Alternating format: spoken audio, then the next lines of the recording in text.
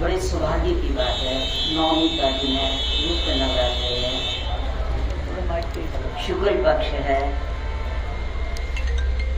आज श्री गीता मंदिर का पवित्र प्रांगण है।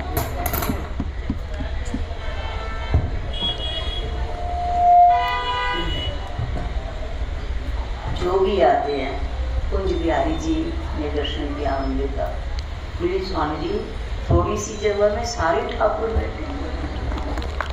विराट रूप का दर्शन, विराट रूप संपूर्ण शक्तियों सहित प्रभु विराजमान है। ऐसे ही हॉस्पिटल से डॉक्टर आए हुए थे। उन्होंने जब बोले इतने ठाकुर, देवा कृष्ण ने कहा कि कैसे इतनी पूजाएं होती होंगी, तो साफ सफाई और वहाँ सुंदरता। मुझे हम तो दर्शन करके ही थक गए, पूजा करने वाले तो कितने थकते होंगे, पर हमने कम थकते नहीं। जैसे अगर आपके पास में 1-2 किलो सब्जी का थैला ही हो, कुछ हो, कहते अब हम थक गए, कोई और ले ले इसको उसको। और 15-20 किलो भी बच्चे का वजन हो तो माँ उसको कंधे पे उठा दे, उसको बोझ ही नहीं लगता। लगता है बच्चा जरा सा गई, मम्मी अब चला नहीं जा रहा है, गोदी ले लो। अच्छा बेटा, बोझ नहीं लगता। इसी तरह से अपने प्रभु की सेवा में थकावट नहीं, शक्ति मिलती है। थकने की बजाय शक्ति मिलती है। यज्ञ दान तपः कर्म पावनानि मनीषिणाम्। यज्ञ दान तपः कर्म, यज्ञ दान तप, ये तप है। फटाफट दौड़ते हुए चले आते हो, बिना अन्न खाए चले आते हो। 2 बज जाए, 1 बज जाए, कोई परवाह नहीं है। और हमारे ख्याल किसी को भूख सताती भी नहीं है, याद भी नहीं आती, क्योंकि प्रभु हर तरह की भूख को खत्म कर देते हैं। हर तरह की भूख से तृप्ति कर देते हैं। तृप्त हो जाता है मन, शांत हो जाता है, शांत हो जाता है।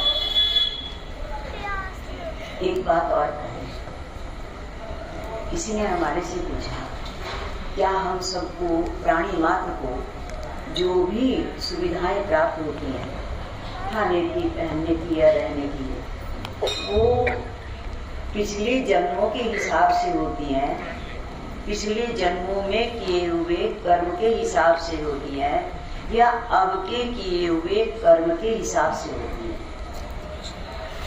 और क्या हम उसको घटा बढ़ा भी सकते हैं? ऐसी दिमाग में शंका कईयों की होती है। पिछले जन्म में किए हुए कर्म,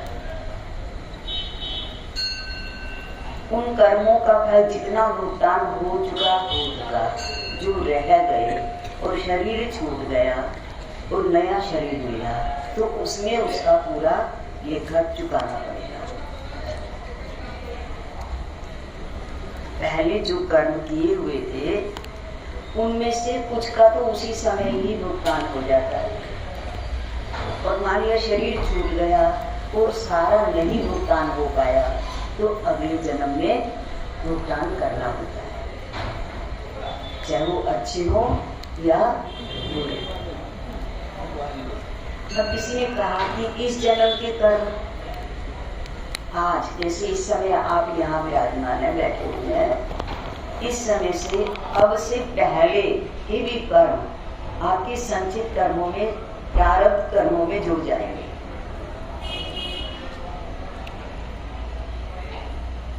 आज से पहले रात तक, सवेरे तक भी जो करके आए हो, वो कर चुके ना, वो कर चुके वो। और पहले जन्मों के कहो, पहले समय के कहो, पहली अवस्था की कहो। जैसे जो इस समय जवान है, तो बचपन में उन्होंने जो कर्म किए, उनको जवानी में भी उसका फल मिल सकता है। और जवानों ने जवानी और बचपन में जिन्होंने कर्म किए, उनको वृद्धावस्था में भी फल मिल सकता है। और वृद्धावस्था में जो है उन्होंने जवानी में, बचपन में या पिछले जन्मों में जो कर्म किए हैं वो इस बुढ़ापे में भी भोग सकते हैं और आगे जाएंगे जहाँ कहीं भी जीवन मिलेगा, शरीर मिलेगा तो वहाँ भी भोग सकते हैं। ये हिसाब प्रभु करते हैं और आप लोगों की मांग करवाती है। जैसी आपकी इच्छा होगी उस हिसाब से प्रभु, जैसे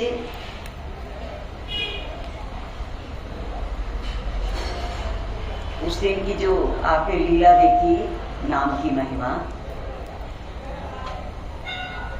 तो जीवात्मा ने कहा, जीवात्मा से पूछा गया कि तुमने एक पुण्य कर्म किया है, एक बार राम नाम लिया था और बाकी जीवन में कोई अच्छे कर्म नहीं किया। तो बोले पहले मुझे एक जो मैंने अच्छा किया पहले उसका फल भोग लूं, बाकी तो जो बचे वो तो भोगता ही रहूंगा, तो लंबे समय तक भोगने पड़ेंगे वाली बात है। पहले एक अच्छे का फल भोग लो। तो बोले ठीक है। इस बात में धर्मराज, यमराज कहो, धर्मराज कहो, वो दखल नहीं देते कि पहले अच्छे भोगने या बुरे भोगने हैं। तो उनका पहले अच्छे का ही भोगने। बोले अच्छे का भोग लो। बोले उसका फल क्या है? अच्छा राम नाम कहा था, उसका फल क्या है? तो मैं भी नहीं जानता।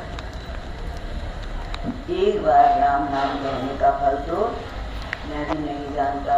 धर्मराज बता ना पाए, इंद्र के पास गए वो न बता पाए, ब्रह्मा जी के पास गए वो न बता पाए, शंकर जी के पास गए वो न बता पाए, फिर आखिर ठाकुर के पास गए। सुप्रीम कोर्ट तो वही है ना। फिर वहां गए, उन्होंने कहा इनको मेरे पास बिठा दो, जो पूछने के लिए आए।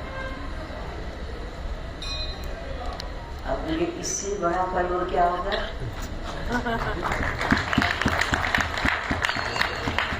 इससे बड़ा फल क्या होगा? इसी तरह से हम भी अपने जीवन में, उस समय जब उसने राम कहा था ना, तो उस समय उसने कोई फल की कामना से नहीं किया था। तो धक्के से गले में फांसी पड़ी तो उसको बोलना पड़ा, धक्के से बोलना पड़ा, है ना। संकल्प से नहीं किया था, किसी कामना से भी नहीं किया था। इसी तरह से यज्ञ दान तप कर्म पावनानि मनीषिणाम, यज्ञ दान तप ये मनुष्य को पावन कर देते हैं अगर इनके साथ कोई कामना न जुड़ी। अगर कामना नहीं जुड़ी है तो अंतःकरण निर्मल कर देंगे, प्रभु से मिलाने में सहयोगी बनेंगे। और साकाम भी है तो वो इस समय का भी पुण्य आपका जुड़ जाएगा और पिछले पुण्य है, पिछले जन्मों के कर्म इस जन्म के पुण्य से कर जाएंगे, भोगने नहीं पड़ेंगे। बिना भोगे, जैसे कोई राजा दंडित करे, कहे या तो 6 महीने की जेल है और या इतना जुर्माना है, दोनों में स्वीकार कर लो जो देना है। तो इसी तरह से चाहे तो दुख दर्द इत्यादि है और या जुर्माना दे दो और छुट्टी, फिर जेल में नहीं रहना पड़ेगा। ठीक इसी तरह से हम लोग भी निष्काम कर्म करें। निष्काम कर्म प्रभु को पसंद है, प्रिय है।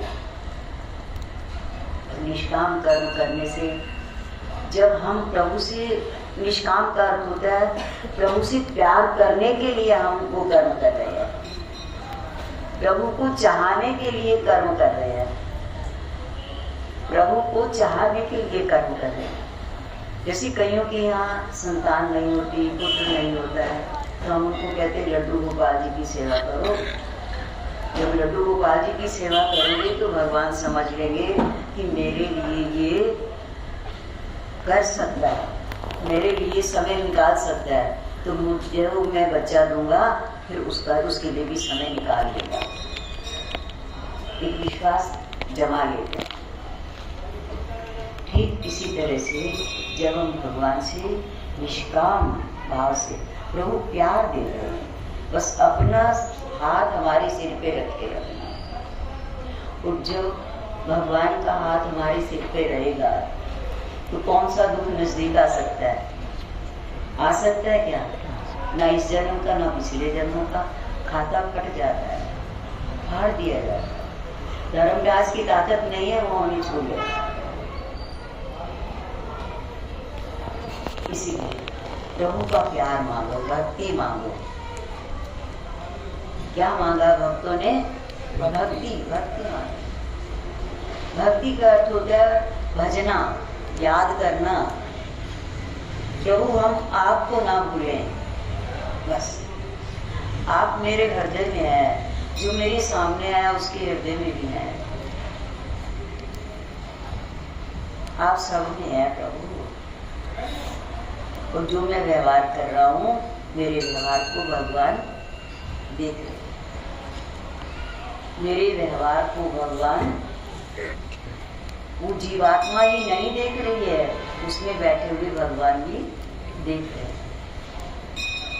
भगवान देख रहे हैं, फिर वो ये भी जानते हैं कि जानबूझ के कर रहा है या अनजाने में हो रही है।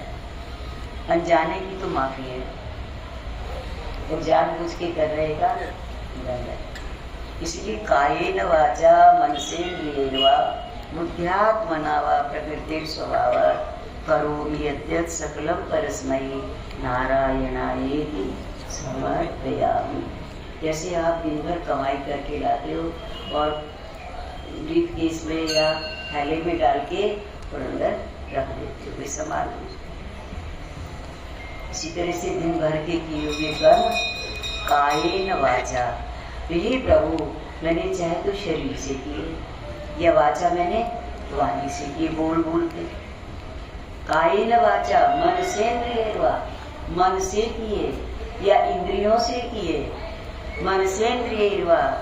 कायेन वाचा मन सेन्द्रियैर्वा बुद्ध्यात्मना वा प्रकृति स्वभावात्, बुद्धि से किया अथवा स्वभाव वश कर दिया, आदत पड़ गई। बहुत सोचता था अब मैं गलत नहीं करूंगा, परंतु स्वभाव के वशीभूत होकर फिर मैंने कर दिया वो कर्म। कायेन वाचा मनसेन्द्रियैर्वा बुद्ध्यात्मना वा प्रकृति स्वभावात् करोमि यद्यत् सकलं परस्मै नारायणायेति समर्पयामि। हे नारायण आपके समर्पण है। जो भी कुछ किया है, तन से किया, मन से किया, वाणी से किया, इंद्रियों से किया, बुद्धि से किया, ये स्वभाव के वशीभूत होकर के कर दिया, तो उनमें सुधार करना अब आपका काम है। अगर स्वभाव वश भी नाम ले लिया तो इस स्वभाव को मेरा पक्का कर दो, पक्का कर दो, दृढ़ कर दो। और अगर स्वभाववश कुछ मुझसे गलती निकल गई, गलत कह दिया गया, तो उसको बदल दो। तो भविष्य के लिए आप बरी हो जाओगे कर्म करने से, क्योंकि आपकी कृपा। आप मुझे क्यों नहीं रोक देते जब मैं गलत करने लगता हूँ? गनमैन की तरह प्रभु को साथ रखो, तो रक्षा करेंगे, रक्षा करेंगे, हर तरह से रक्षा करेंगे, हर तरह से रक्षा करेंगे। क्या मजाल है कोई हमारे नजदीक भटक जाए, और भटक भी जाए और उसका वही स्वभाव रह जाए। सांपों के बंगले में सांप काटना ही भूल गए, प्रहलाद जी को काटना ही भूल गए। रेंगते तो रहे, बंगले से बाहर नहीं निकल सकते थे, क्योंकि बंगले में बाहर से ताला लगा दिया था सांपों के बंगले में, प्रहलाद को अंदर करके। वहाँ घूमते रहे, इधर उधर घूमते रहे। प्रहलाद जी भी वहाँ से वहाँ देखते रहे, देखते देखते फिर उधर का दरवाजा खुल गया, बाहर निकल गए। सांपों में कुछ भी नहीं था, स्वभाव ही भूल गए सांप अपना काटने का। और फिर जिस बालक ने प्रहलाद जी को उस कमरे में बंद किया था, वो सोया हुआ था घर जाके, और उनमें से जब प्रहलाद जी निकले तो एक सांप साथ साथ निकल गया और जाकर के उसके कमरे में पहुंचा और उसको काट गया। तो प्रहलाद जी को भी पता चला, गए बचाने के लिए, क्योंकि प्रहलाद के वो बड़े भाई थे। अब प्रार्थना किया, प्रभु इसका कोई कसूर नहीं है, हे नाथ देवता, इतनी घनी मात्रा में आप लोग वहां थे कि मुझे नहीं काटा तो मेरे भाई को क्यों काट रहे हो? इससे अच्छा इसका जाय मेरे अंदर कर दो, इसको ठीक कर दो, इसको ठीक कर दो, इसको क्षमा कर दो, और इसके अंदर सद्बुद्धि भर दो कि आगे से ये ऐसी गलतियां किसी के कहने से भी ना करे। तो क्या करें हम? अपने कर्मों को किसके अर्पण कर दें? ठाकुर के अर्पण। ये कार्ड भी बना हुआ है, ले लेना, जिसको याद करना होगा, है ना। और हर समय प्रभु का नाम सुमरण पावनानी, हमें पवित्र होना है। और कौन सा साबुन लगाना है? यज्ञ का, दान का और जप का। चाहे वो जप यज्ञ हो, चाहे ज्ञान यज्ञ हो, चाहे किसी भी तरह का यज्ञ हो, यज्ञ तो यज्ञ है। करते रहो, करते रहो, अपने प्रभु को साथ रखो, बस अपने प्रभु को साथ रखो। जहाँ कहीं भी चलो, घर के ऊपर जाओ, नीचे जाओ, प्रभु को साथ रखो। एक ही साधे सब सद है, सब साधे सब जाए। माँ ने उंगली पकड़ रखी है, हो सकता है वो अपने बचाव के लिए उंगली छोड़ दे या छूट जाए उससे घबराहट में, पर प्रभु जिसकी उंगली पकड़ ले नहीं छोड़ते, नहीं छोड़ते, छोड़ते नहीं, छोड़ते नहीं है। सूरदास जी चले जा रहे बदलावन,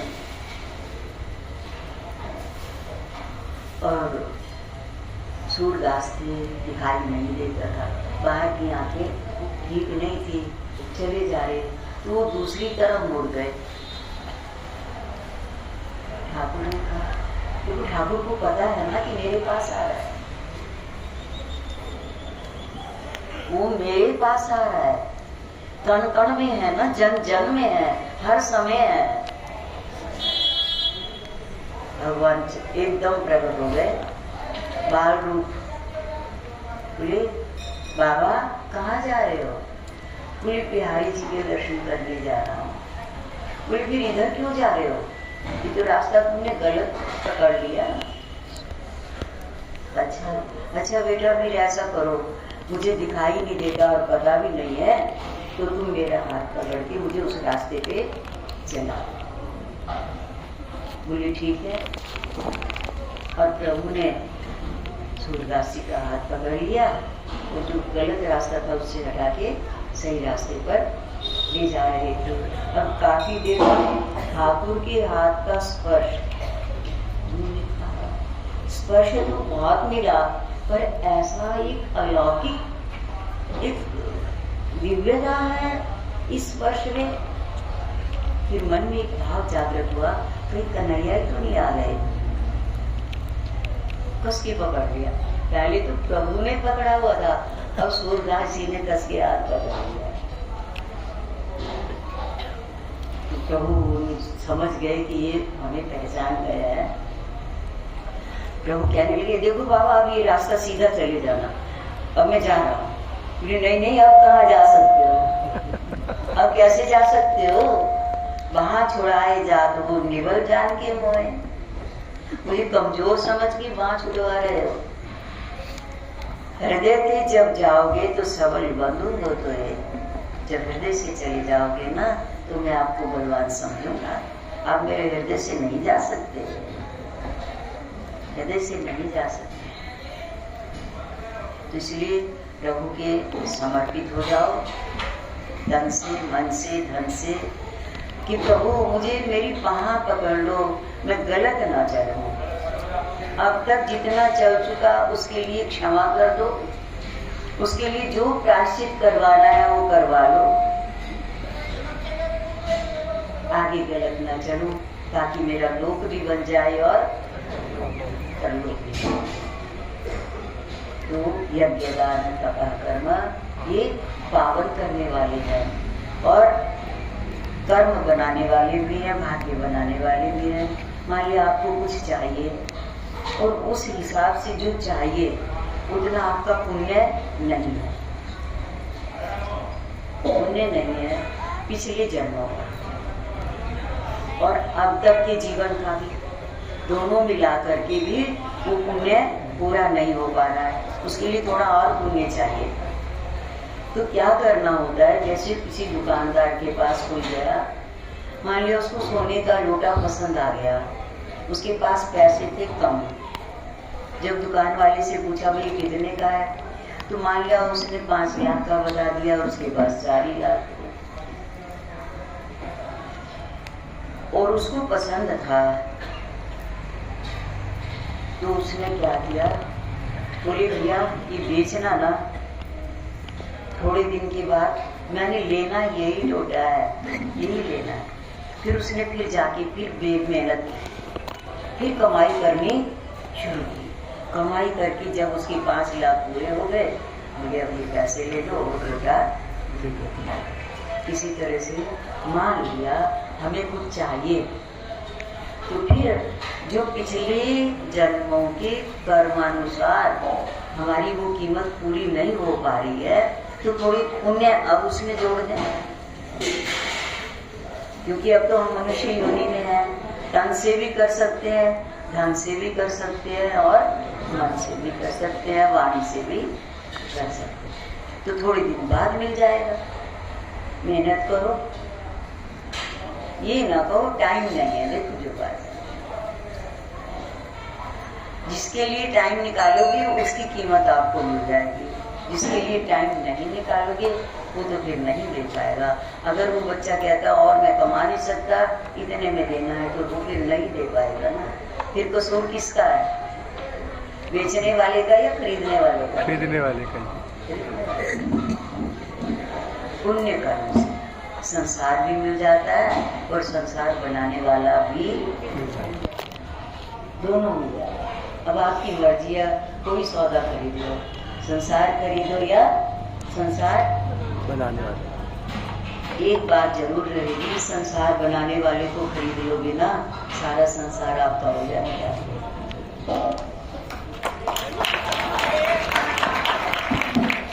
यहाँ मर्जी घूमना, साथ रहेगा आपकी, इसलिए दोनों तरह से करो, कोई बात नहीं। अगर घर गृहस्थी में, क्योंकि पैर डाल चुके हो गृहस्थी में, उस समय में उन समस्याओं को सुलझाने के लिए अगर संसार भी चाहिए किसी भी रूप में, तो उसके लिए भी क्या करो, पुण्य कर्म करो। संक्षेप में यज्ञ दान तप, यज्ञ दान तप, कुछ भी करो, यज्ञ करो, जप यज्ञ करो, होम यज्ञ करो, अन्नदान का वो भी यज्ञ कहलाता है, किसी भूखे को भोजन खिला दो। देखो सुदामा जी के पास चोरी बचपन में कर ली थी ठाकुर के चनों की, उसकी वजह से एक एक चने के लिए एक एक वर्ष की दरिद्रता उतारनी पड़ी, दरिद्रता भोगनी पड़ी। एक एक वर्ष वृद्धावस्था आ गई। जब वो कोटा पूरा हुआ तो भगवान को तरस आया और भगवान गए, सुदामा जी भिक्षा के लिए गए हुए थे और भगवान उनके घर पर गए, साधु का वेश बना के भिक्षाम देवी, घर में उनकी सुशीला पत्नी थी, घर में कुछ रखा नहीं था। 3 बार भगवान ने कहा भिक्षाम दे दी। अकेला ने कहा स्वामी हे अतिथि, मैं तुम्हें भिक्षा नहीं दे सकती, मेरे घर में सूतक लगाया, इसीलिए शुक्ल के समय आप लोग नीम वगैरह टांग देते हो कि बाहर वालों को पता चल जाए कि इनके घर में सूतक है या पातक है। तो उन्होंने कहा देवी कैसा सूतक लगा तुम्हारे घर में? मेरे घर में दरिद्र कन्या हुई है, कन्या ने जन्म लिया है, उसका नाम क्या है? दरिद्रता। अच्छा तू कब पूरा होगा? बोले वो कोई दिनों से निश्चित नहीं है, पता नहीं कब होगा, ये तो भगवान ही जाने, उसका वो सूतक कब उतरेगा मैं नहीं जानती। उन्होंने कहा देवी कन्या का नाम आपने दरिद्रता बताया, ये दरिद्रता का सूतक तो ठाकुर उतार सकता है, भगवान उतार सकता है। और मैंने सुना है कि तुम्हारे पति का नाम सुदामा है, और सुदामा और कृष्ण बचपन में इकट्ठे पढ़ते थे, एक ही गुरु के आंगन में पढ़ते थे, तो बचपन के मित्र हैं। और भगवान जिनसे दोस्ती कर लेते हैं वो उसकी विशेषताओं को नहीं देखते, फिर वो छोड़ते नहीं है, भगवान उसको छोड़ते नहीं है जो उनसे दोस्ती कर लेता है। इसलिए अपने स्वामी को भेजो कि सूतक को जल्दी मिटाओ, अतिथि सेवा कर सको, शुभ काम कर सको। बोले ये पक्की बात है? बोले सही बात है। आए सुदामा जी, बोले जब पता चला है कि आपके मित्र कृष्ण द्वारका नाम है, अरे द्वारका नाम है, तुम्हें किसने बताया? तुम्हें एक साधु बता रहे। बोले हाँ देवी मुझे याद है। बोले फिर क्यों नहीं जाते, उनसे मिलने ही चले जाओ। संकोच मांगने की आदत नहीं थी सुदामा जी को। बोले मैं कैसे कहूँगा मित्र को कि मेरी दरिद्रता मिटा दो, क्योंकि अभी तक वो मित्र ही समझते थे कन्हैया को। पर सुशीला ने कहा आपको जाना पड़ेगा, आप जल्दी करो। बोले अच्छा चलो मैं चला जाता हूँ, पर मैं मांगूंगा नहीं, ये शर्त रहेगी मेरी। अब बोले बिल्कुल ना मांगना, आप चलिए तो जाओ, देख तो आओ। घर में एक ही साड़ी थी, एक धो लेती थी, एक लपेट लेती थी, कपड़ा भी नहीं था, वही पुरानी रोटी खाई। देखा चावल भी नहीं है, कुछ भेंट के लिए कुछ है भी नहीं है। पड़ोसियों से कहा चलो थोड़े से मुट्ठी भर चावल मांग लाती हूँ। उसने कहा पहले भी तो कई बार मांग के चली जाती है, उधार उतारती तो है नहीं। बोले भैया अब की बार मैं जरूर उतारती हूँ, जरूर उतारती हूँ। ये ठीक है। तो भी उसने एक मुट्ठी चावल, और वो भी टूटे चावल, साबुत भी नहीं दिए। फिर दूसरी की याद आई, उसने भी इतने दे दिए, तीसरी की गई, 3-4 दिन से वो थोड़ी सी एक पोटली बन गई और अपनी पुरानी रोटी में बांध करके कहा। अब सुदामा जी चल तो पड़े, बोली बताओ हटा सा चिथड़े में द्वारका नाथ है, द्वारकाधीश है वो। ऐसे तो उनके यहाँ पोचे भी नहीं होते होंगे जैसे उसने चावल बांध के दिए, पर देवी ने हट किया है, कोई बात नहीं। फिर भी छुपाते ही रहे। आखिर प्रभु क्या नहीं जानते, सुनते रहते हो आप लोग। जानबूझ के उनकी बगल में खींच लिया पोटली को और खोला कि भाभी की सौगात है। और आप अभी तक बोले आपकी बचपन की आदत चोरी की नहीं छूटे, अभी भी चोरी छुपा के रख रखी। मेरे हिस्से की दी थी ना ये सौगात उन्होंने। और प्रभु ने भोग लगाया, कच्चे ही उबाल बनाने भी नहीं दिए। रुक्मिणी से कहा, देखो आज तक तुम बहुत तरह के पकवान बनाती भी हो, बनवाती भी हो, परंतु ऐसा स्वाद मुझे किसी भोजन में, और तुम खा के तो देखो जरा सा। उनको दिया, सुभद्रा को दिया।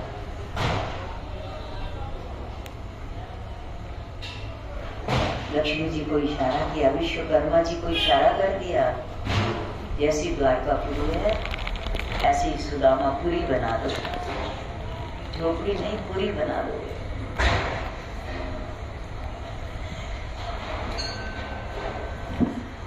प्रभु, हालांकि कन्हैया की लीलाओं को कोई समझ नहीं पाता, कई बार अविश्वास भी हो जाता है लोगों को।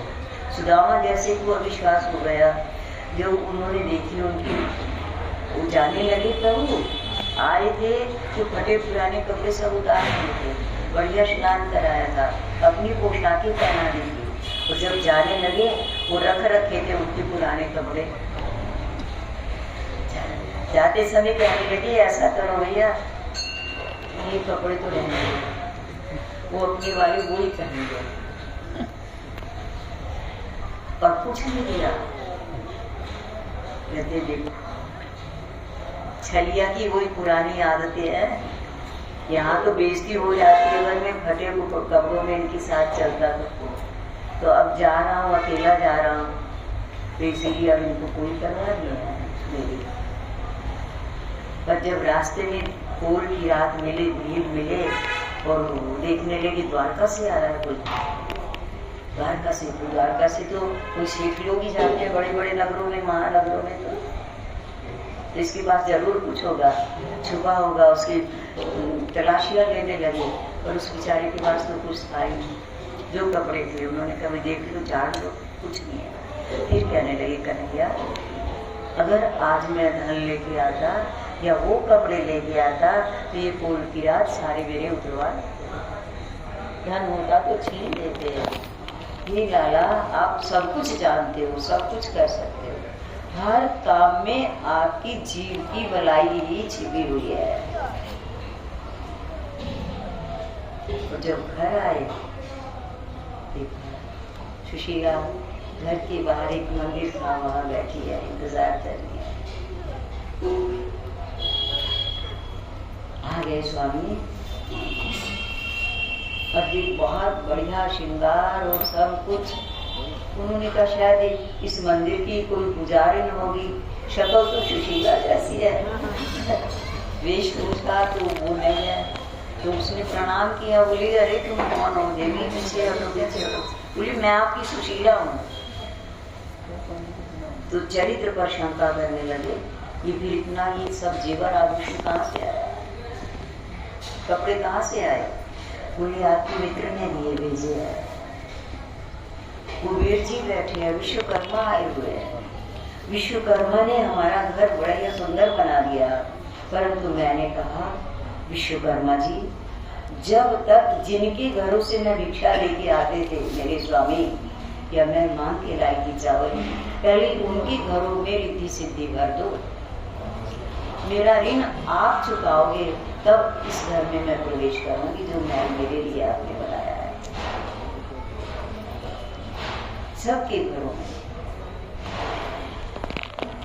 और उसका नाम फिर क्या बना? सुदामापुरी। तो इसलिए उन्होंने कहा, पता चला कि विश्वकर्मा ने पूरी नगरी को सुदामापुरी बना दिया, और हर तरह के संकट कट गए। फिर सुदामा जी को पोशाक पहनाई गई, फिर वो सब पूरे हिसाब किताब से घर में, नए घर में प्रवेश किया। तो हमारा कहने का मतलब है, एक ही साथ ये सब है, सब साथ है, सब जा रहे। भटको नहीं, भटको नहीं, भटकने से अटक जाओगे, और भटकोगे नहीं तो दौड़ते चले जाओगे। सबका कोटा पूरा कर देंगे, आपके परिवार का भी, आपके परिवार की भी सारी समस्या प्रभु हल कर देंगे। वो सक्षम है, सब कुछ कर सकते हैं। एक औजारों से बनाते हैं, एक औजारों से बनाते हैं, एक बिना औजारों के बनाते हैं। दोनों में कुछ अंतर है या नहीं है? और उससे बढ़िया बनाते हैं। संसार के लोग औजारों से बनाते हैं, फर्मों से बनाते हैं, और भगवान क्या विचार है आप लोगों का? माँ के पेट में अंदर अंदर अंधेरे नहीं, बिना औजार लेके बैठते हैं क्या? ये माँ के पेट में खून हो जाए हाथ कुत्ते बिल्ली, और उसी तरह के रंग, उसी तरह के डिजाइन, उसी तरह के हाथ और पैर और आंखें और जो भी कुछ है। कौन बन? एक ही कारीगर है। वाह वारे तेरी कारीगरी। आप लोग मिट्टी के खिलौने, प्लास्टिक के खिलौने बिना फर्मों के नहीं बनाते। भगवान मटेरियल भी अपना लगाते हैं, और घिया और तोरी और संतरे और केले और अंगूर और रंग और रूप और रस। क्या विचार है? औजारों से बनाते हैं क्या? बिना औजारों के, बिना कर्मों के बनाते हैं, बिना मटेरियल अपना लगाते हैं। आकाश, वायु, तेज, जल, पृथ्वी किसकी है? परमात्मा की है। उसी से फसल पैदा होती है। आप तो सिर्फ बीज डाल देते हो। बीज भी किसका बनाया हुआ है? बीज जो डालोगे आप, वो किसका बनाया है? परमात्मा। आपने नहीं बना के दिया बीज। इसलिए इनके साथ में सब साथ है। भगवान संभालेंगे, नौका बन के ले आएंगे, और अपने अपने कारीगरों को जिस चीज की आपको आवश्यकता है उसी तरह के कारीगर लगा देंगे और अब काम में डालेंगे। मिनटों में विश्वास करो बस। भवानी शंकर वंदे श्रद्धा विश्वास नव्याभ्याम बिना न पश्यन्ति सिद्धा स्वांत सुधीश्वरम। हृदय में स्थित परमात्मा का दर्शन श्रद्धा और विश्वास के द्वारा होगा, और कुछ नहीं चाहिए। तो अब अग्निदेव भी कह रहे हैं कि सबके पेट में भूख भी लगी होगी, क्योंकि आज नाश्ता करके नहीं